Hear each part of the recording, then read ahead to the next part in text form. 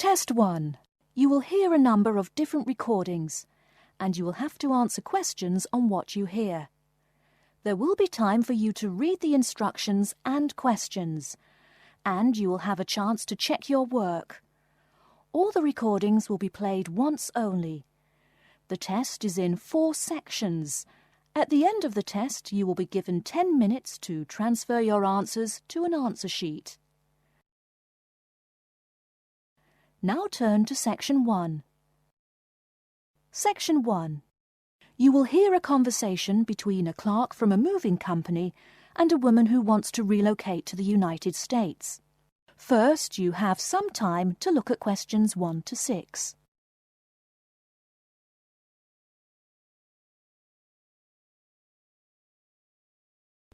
You see, I'm relocating to the United States next month, and I'm having a hard time getting organised. Here, fill out your name and address, and let me ask you a few questions. Oh, what should I call you? My name is Jane Bond. The woman says that her full name is Jane Bond, so Jane Bond has been written in the space. Now we shall begin. You should answer the questions as you listen, because you will not hear the recording a second time. Listen carefully and answer questions 1 to 6. Good morning, ma'am, and welcome to Australia's Moving Experience. How can I help you? Well, I hope you can help me. I'm so up in the air right now. Just calm down now. Let me guess. You're moving and it has you a little confused. That's it exactly. You see, I'm relocating to the United States next month, and I'm having a hard time getting organised. Here, fill out your name and address, and let me ask you a few questions. Oh, what should I call you? My name is Jane Bond. OK, Jane, first of all, what's your work phone number? In case I have any questions about things. My work phone is 9463 550. But please try not to call me too often there. My boss hates personal calls. So does mine, ma'am. So does mine.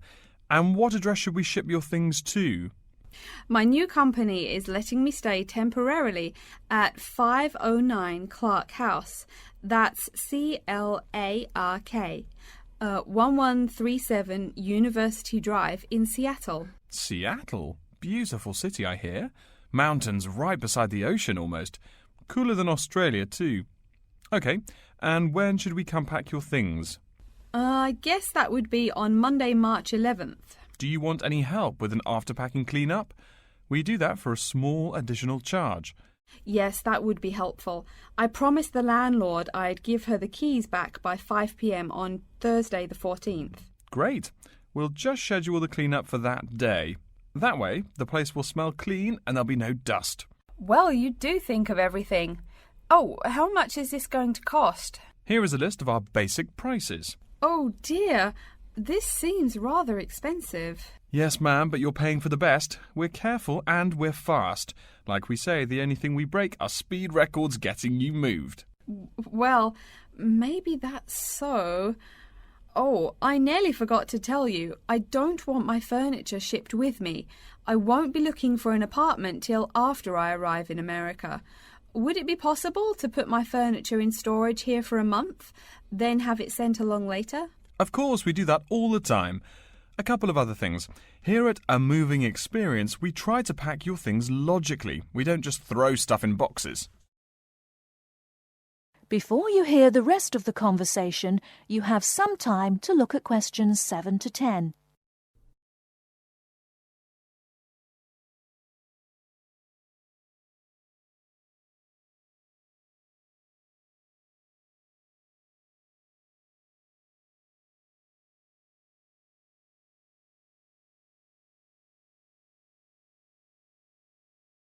Now listen and answer questions 7 to 10.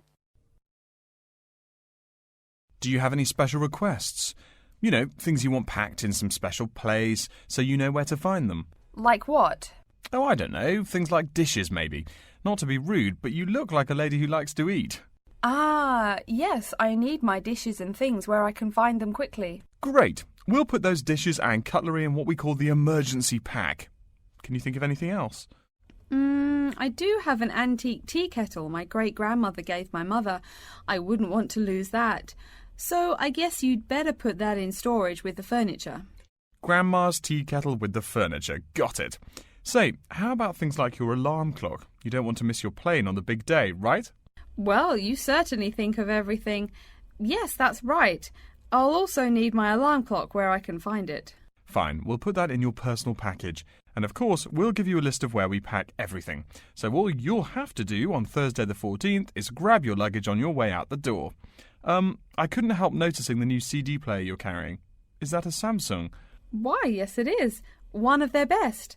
Cost me nearly $100 it did. Do you want to take special care of it? I mean, it's brand new. Take care of it, but nothing special. You can just put it in storage with the furniture. That looks like everything we need here. I guess you're all set. That was certainly quick. Thank you, young man. This has been a most moving experience. That is the end of Section 1. You now have half a minute to check your answers. Section 2. You'll hear an introduction to a conference on computer system language learning. First, you have some time to look at questions 11 to 16.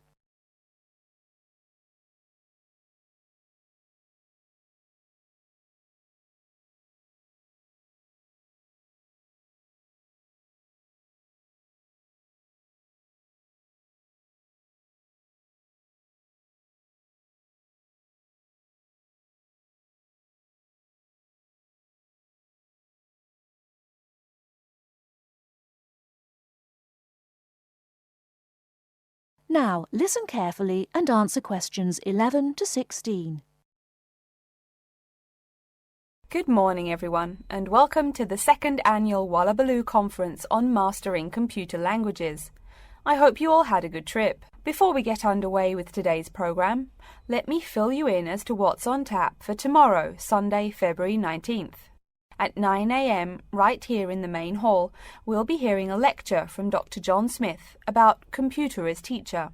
Professor Smith from the University of Melbourne is a world-class expert in the field of computer-assisted education, and his talk promises to be both stimulating and informative.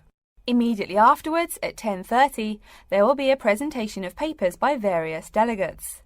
That, however, will take place in the garden room on the ground floor. If you don't yet know, the garden room is also called the ballroom and will be gathering at the west end, the slightly raised area called Level 2. Just look for the crowd. If you get lost, there are signs in the foyer. After all that thinking, talking and listening, I expect everyone will be a bit weary. So at 11:15, there will be a break for coffee, cookies and other light refreshments. These will be available at the aptly named refreshment stand, placed by the door back here in the main hall. Also, if you choose to skip the formal lunch, you can buy a packed lunch at the stand for a reasonable price. I strongly urge you, however, to join us at the formal lunch. That won't be till 1 o'clock sharp, so you have time to stroll about town a bit. We'll be eating at the Seaview restaurant. The restaurant is located right here in the hotel on the top floor. It's a good dozen flights of stairs, so I suggest you take the lift on the ground floor, eh? If you're not fond of fish, there's an all-you-can-eat barbecue available as well. They even offer wallaby meat. After lunch, we'll troop back downstairs to Level 2 in the ballroom for the presentation of further papers, which will begin at 2 p.m. Please try to be on time. I know you'll be a bit tired after lunch, but the ballroom echoes so with people coming in late. Thank you in advance. Once we've heard the papers, we'll break for afternoon tea at 3:10 p.m. No need to walk. The manager of the refreshment stand has graciously agreed to have tea served in the ballroom. He's even promised us some special scones, baked from a recipe of his dear old Scottish grandmother. Then, tea being drunk and scones munched, we'll retire here to the main hall for some closing remarks and questions. So, by 5 o'clock, we should have the conference wrapped up. But the fun isn't over. This is Australia, mates. We'll be flocking to the hotel's own Palm Lounge on the east side of the foyer for an informal reception. You can relax, mingle with the other delegates, and let your hair down a bit. This will run from 5:10 to 6:10, though you're free to stay as long as you like. The lounge manager has informed me that for the duration of the actual reception, you can have all-you-can-drink beer for $20 with purchase of an advance ticket. Before you hear the rest of the talk, you have some time to look at questions 17 to 20.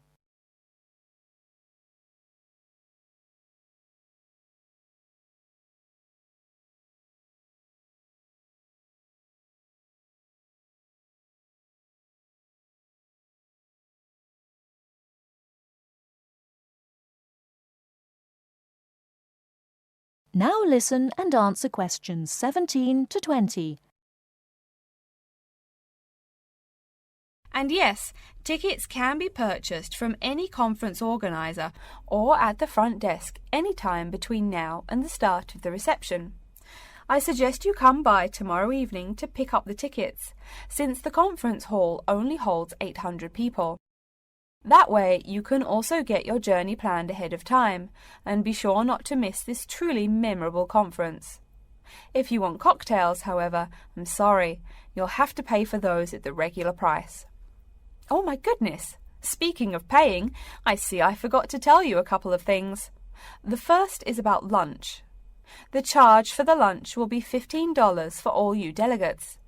If you have guests with you, the cost is $25 for the general public and $6.50 for children under the age of 10. That's $15 each, not total for everyone.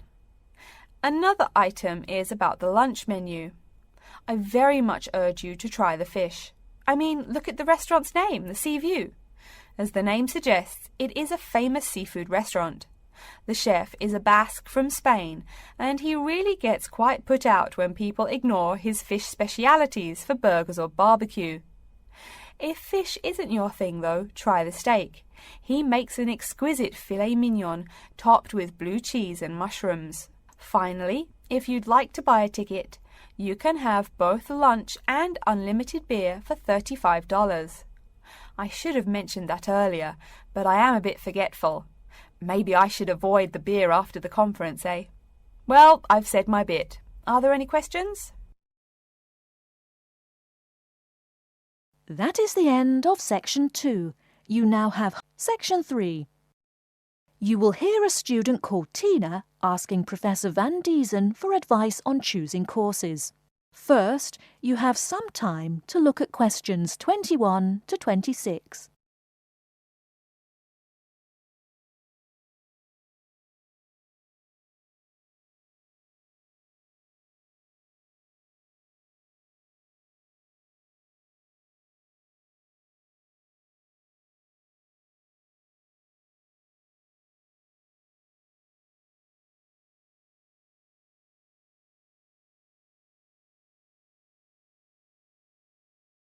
Now listen carefully and answer questions 21 to 26.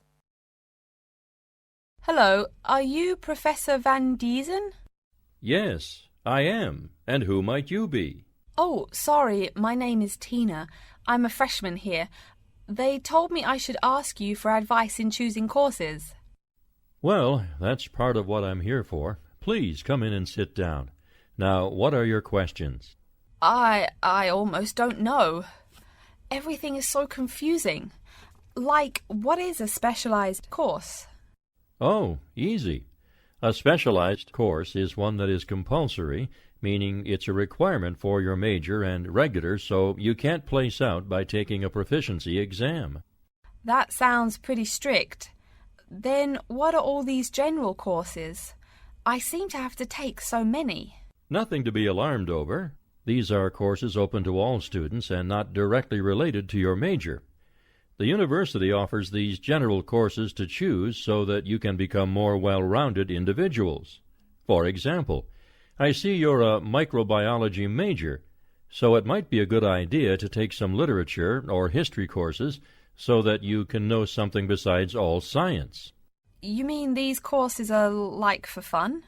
That might be one way to look at it, but don't tell the literature professor such a thing.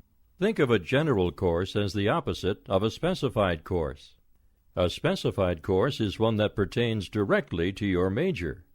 So, can I take any microbiology course I want? Let's see. Oh, those courses used to be open to microbiology students only. The good thing is now it's open to students on a flexible schedule, so it's not only for full-time students. So the answer is yes, if you have the instructor's permission. May I ask you why you chose microbiology? Well, I also like plain old biology too.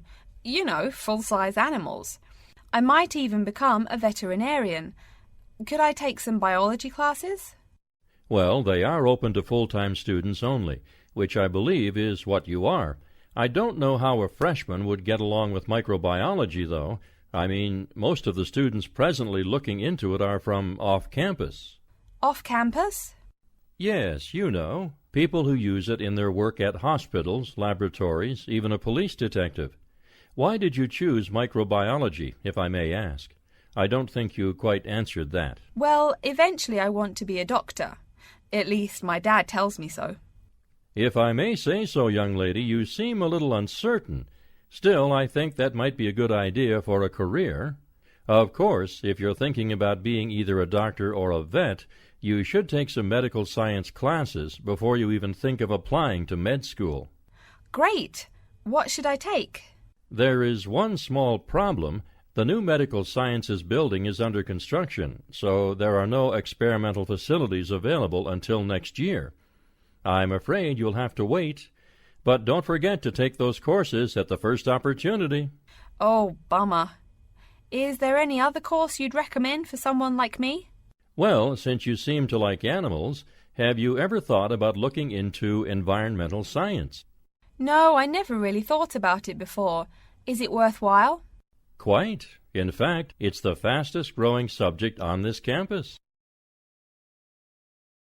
Before you hear the rest of the talk, you have some time to look at questions 27 to 30.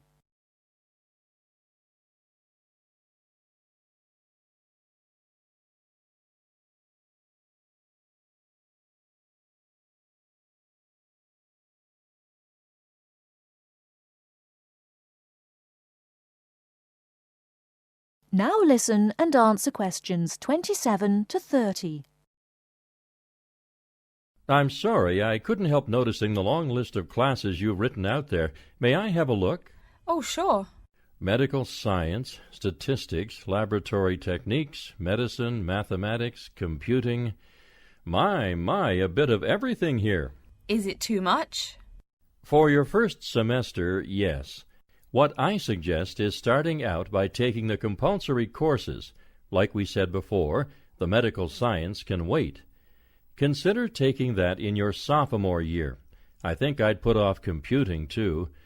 I recommend to all freshmen that I talk to get the compulsory mathematics out of the way as early as possible, so take that one. It'll be one less difficult course you have to focus on when the science lab opens next year, and you have to catch up on classes like laboratory techniques. Your major also requires statistics, so you have to balance 2 math classes, and no doubt you should take that.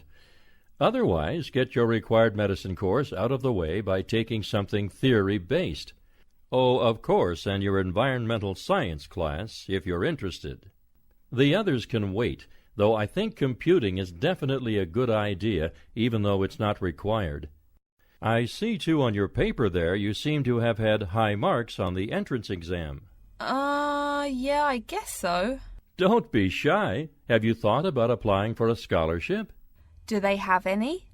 I mean, my dad is always complaining about how much money it costs him. In your department there are actually 3 full scholarships available. They cover tuition and provide $1,500 cash. $1,500 cash? Party! Please, miss, the money is intended more as a textbook allowance, not party money. If you promise to behave, I'll show you how to apply. Great, and thanks. That is the end of Section 3. You now have half a minute to check your answers.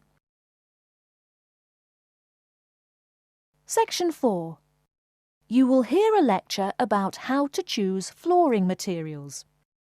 First, you have some time to look at questions 31 to 40.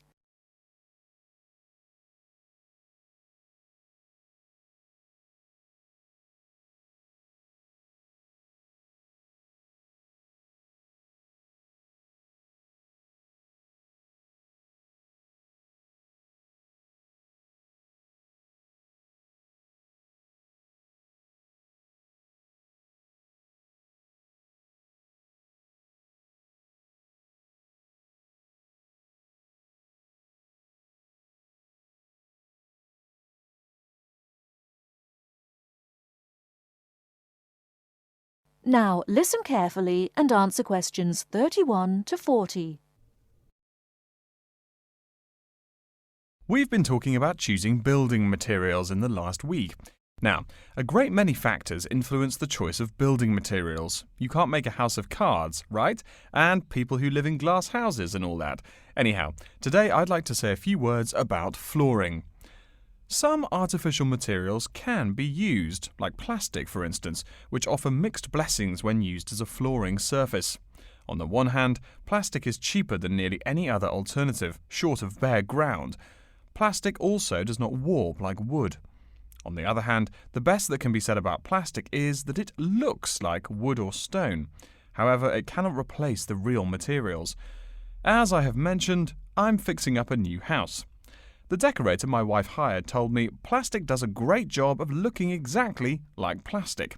Besides, it scratches easily, fades or discolors, and starts cracking within a year or two.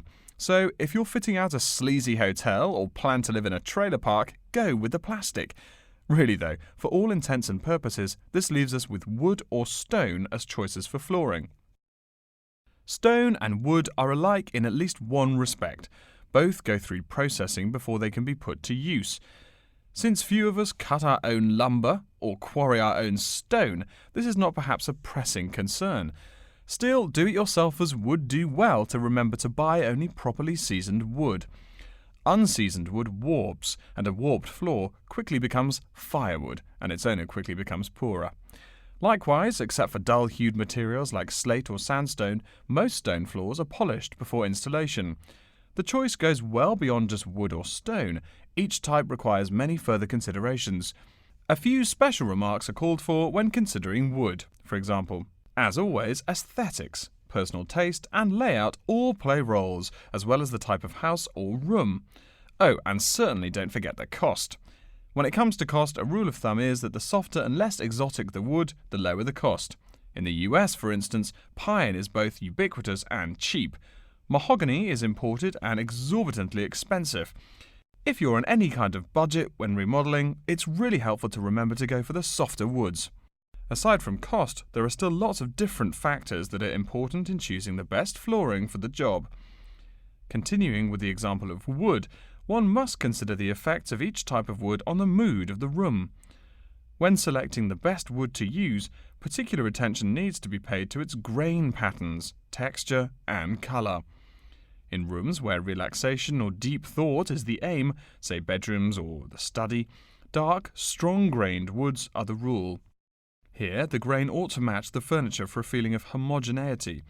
In rooms where activity and motion are typical, the dining room or living room, lighter, finer-grained lumber is more suitable. In such a setting, the wood grain might be useful in offering a contrast to the furniture. This leads to a feel of subconscious excitement in keeping with the room's function. In either case, though, consult a decorator. It is a decorator's job to know what materials to use to fit the function of the room. Though some things about putting together a room are subjective and based on one's individual taste, materials appropriate to a room's function are much more straightforward.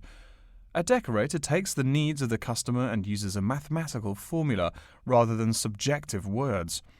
Since feelings vary from person to person, verbal descriptions of wood types tend to be ambiguous. You want the wood you select, not something approximate.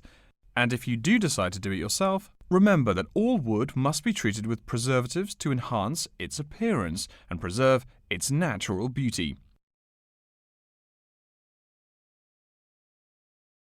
In the case of stone, or quarry tile, as flat-cut flooring stone is properly called, a new set of considerations must be weighed up. Simple colour aside, the degree of reflection must be kept in mind. This is called the reflectance rate, which is expressed in a number between 0.0 and 1.0, depending on the amount of light it reflects. At one end of the scale is polished silver. At a rating of 1.0, this shiny surface reflects nearly all of the light directed at it. Numbers closer to 0 describe materials that absorb more light. Moving down the scale a bit, we see that plastic that has been painted white has a rate of 0.8, which makes sense. We know that the colour white reflects all other colour, while black absorbs all colour, and plastic itself is a relatively reflective material. Materials that are denser and darker have reflectance rates much closer to 0. The quarry tile I mentioned a while ago has a rate of 0.1. As you may know, quarry tile is generally dark brown and made from clay, so it is quite dense.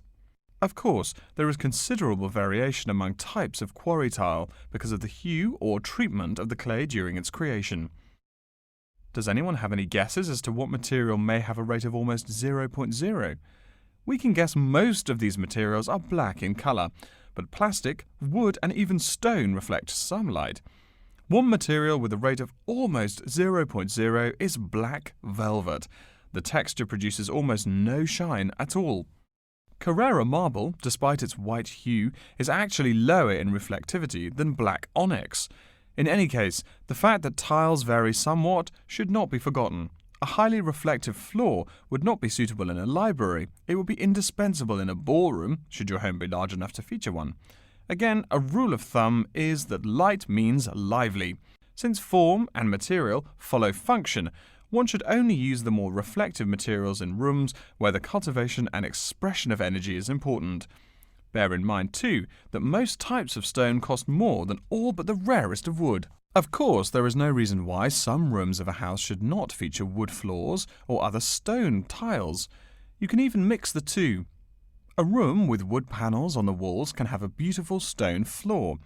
My bedroom has white birch walls and a light blue slate floor. The place looks like a Russian hunting lodge. Remember though, go with what feels right for you. Good taste and the laws of interior design are the homeowner's servants, not his master. It's only beautiful when you decide it is.